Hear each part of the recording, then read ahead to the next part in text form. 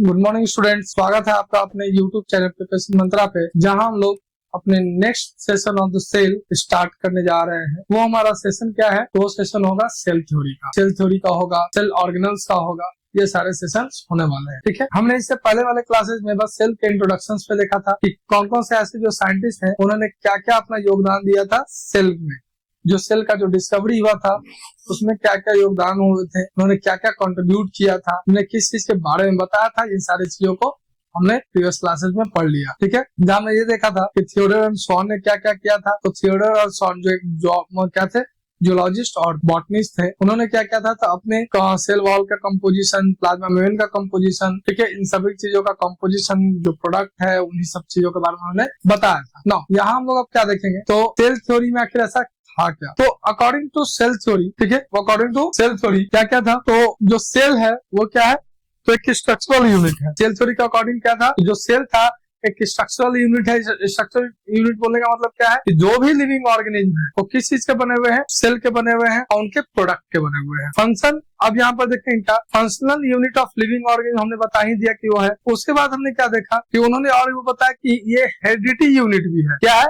Heredity unit, मतलब heredity का मतलब क्या था, ट्रांसमिशन ऑफ कैरेक्टर, तो ये हेरिडिटी यूनिट भी है। उसके बाद और क्या है, तो लिखते जाते हैं कि इसमें क्या क्या बोला। पहला तो स्ट्रक्चरल यूनिट, दूसरा क्या बोला, तो फंक्शनल यूनिट, तीसरा फंक्शनल यूनिट के बाद हमने क्या देखना है, हेरिडिटी यूनिट। उसके बाद क्या है, तो उन्होंने ये बताया कि ऐसे तो थोड़ी बाद में किसी और साइंटिस्ट के मुंह से हमने सुना था, क्या था, new cell always arise from the क्या प्री एग्जिस्टिंग वन। ये थ्योरी दिया गया था किसके थ्रू, तो रुडोल्फ विर्चॉ ने दिया था। ठीक है ना, तो स्लाइडेर एंड सॉन ने क्या किया, इन सारी चीजों के बारे में बताया।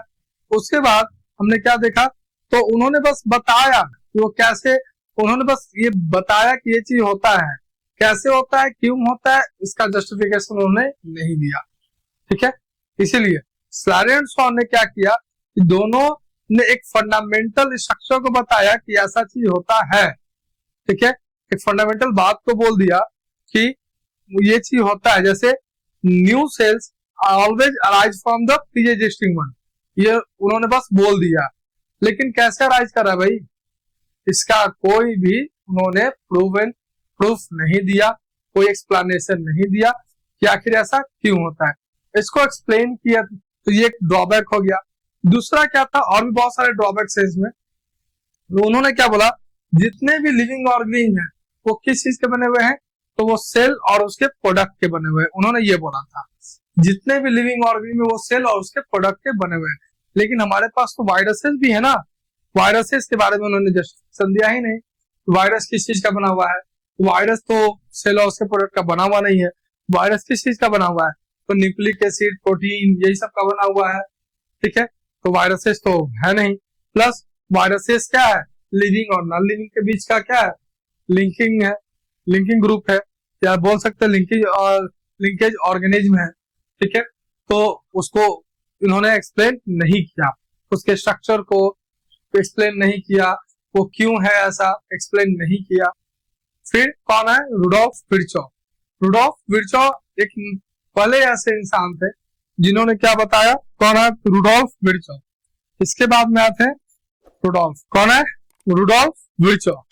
जो रुडोल्फ विर्चॉ ने क्या किया, तो इन्होंने एक्सप्लेन किया दैट क्या उन्होंने बताया कि सेल जो है वो क्या करता है, डिवाइड करता है और न्यू सेल को क्या करता है, फॉर्म करता है। मतलब उन्होंने क्या बताया कि new cell arise from the pre existing one, लेकिन इन्होंने वो तरीका बताया कि जो न्यू सेल है वो कैसे आया, by the result of the diffusion of pre existing one. मतलब प्री एग्जिस्टिंग वन जब डिवाइड करेगा और उसके डिवीजन का रिजल्ट क्या है, तो एक नया सेल है। चलिए अब हम लोग आगे देखेंगे कि उन्होंने उसी पर एक लाइन हमने सुना है, ये क्लास 8 में भी सुना है हमने, क्या है, ओमनिस सेल्यूला एस ल्यूली। ये लाइन आप लोगों ने बुक में देखा होगा, एनसीईआरटी में भी ये लाइन है, क्या है, ओमनिस सेल्यूला। ठीक है, ये एक लाइन है हमारा, ठीक है ना, ओमनिस सेल्यूला एस सेल्यूली, मतलब कि जो प्री एग्जिस्टिंग वन सेल है वही फॉर्म करता है क्या, अपने न्यू वन को फॉर्म करता है। ठीक है, तो अब हम लोग देखते हैं, एक्सेप्शन को हमने बता ही दिया कि एक्सेप्शन क्या क्या था, देख लेते हैं और भी क्या क्या है।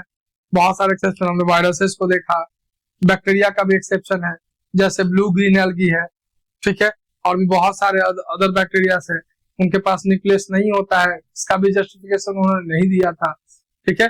ऐसे बहुत सारे और भी चीज है, जैसे और क्या है, तो प्रोटोप्लाज्म, सिंपल सा चीज है कि जो प्रोटोप्लाज्म है वो क्या होता है, is not divided into a cell, ठीक है। मतलब प्रोटोजोन्स, हम लोग क्या करते हैं, जो प्रोटोजोन्स है वो क्या करता है, वो एक होल ऑर्गेनिज्म ही ना है, ठीक है।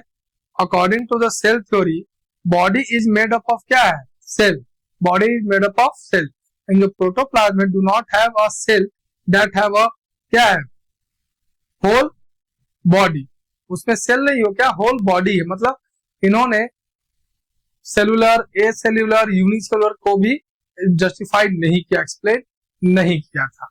नाउ हम लोग अगला क्या देखेंगे, तो अगला हम लोग देखना है क्या कि जो मॉडर्न साइंटिस्ट हैं, ठीक है, जो मॉडर्न साइंटिस्ट हैं इन्होंने कुछ टर्म्स को दिया था, क्या दिया था, कुछ सेलुलर टर्म्स को दिया था, ठीक है।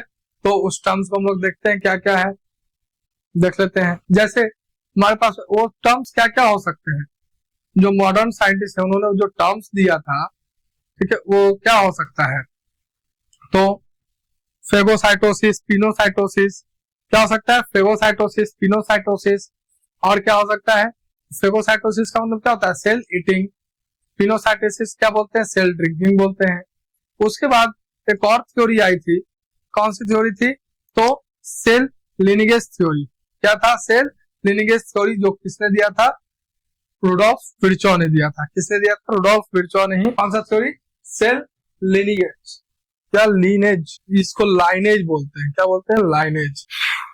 ये सेल लाइनेज थ्योरी है क्या, तो सेल जो लाइनेज थ्योरी है इसमें बताया गया कि कैसे जो लाइफ है वो हमारे अर्थ पर आया, अर्थ पे कैसे आया, तो अर्थ सबसे पहले फॉर्म हुए साइनोबैक्टीरिया, अर्थ, उसके बाद साइनोबैक्टीरिया के बाद कौन आएंगे, तो फोटोसिंथेसिस, कौन आएंगे, तो जो फोटोसिंथेसिस वाले हैं वो आएंगे, लेकिन फोटोसिंथेसिस होगा और O2 भी क्या होगा, इवॉल्व होगा, और ऐसे क्या बना, लाइफ आया, लाइफ क्या हुआ, हमारे अर्थ पर एग्जिस्ट किया, ठीक है।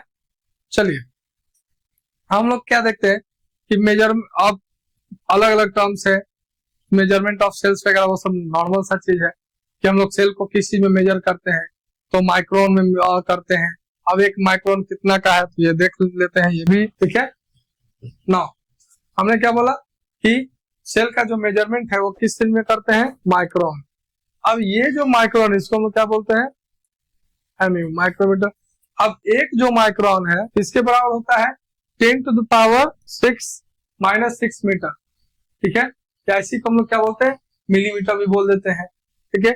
जो सेल का जो साइज है वो वेरिएंट होता है, अलग अलग ऑर्गेनिज्म में अलग अलग तरीके का होता है, सेल का साइज भी क्या होता है, वेरिएंट होता है।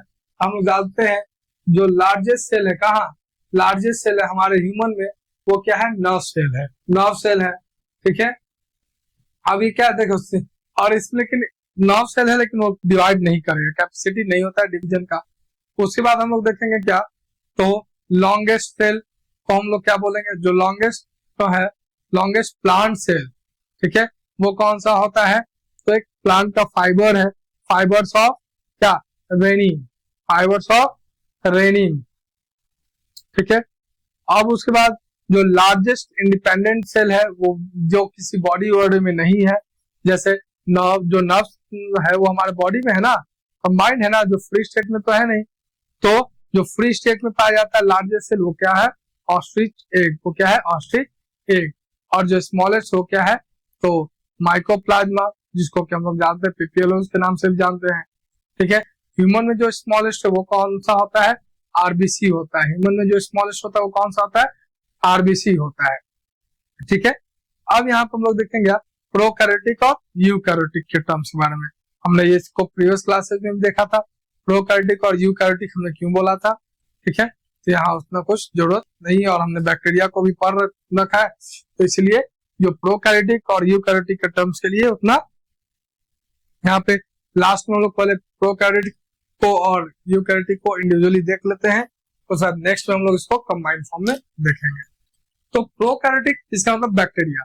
बैक्टीरिया को हमने पढ़ रखा है प्रीवियस चैप्टर में ही, बैक्टीरिया में क्या है और क्या नहीं है उसको देख लेते हैं।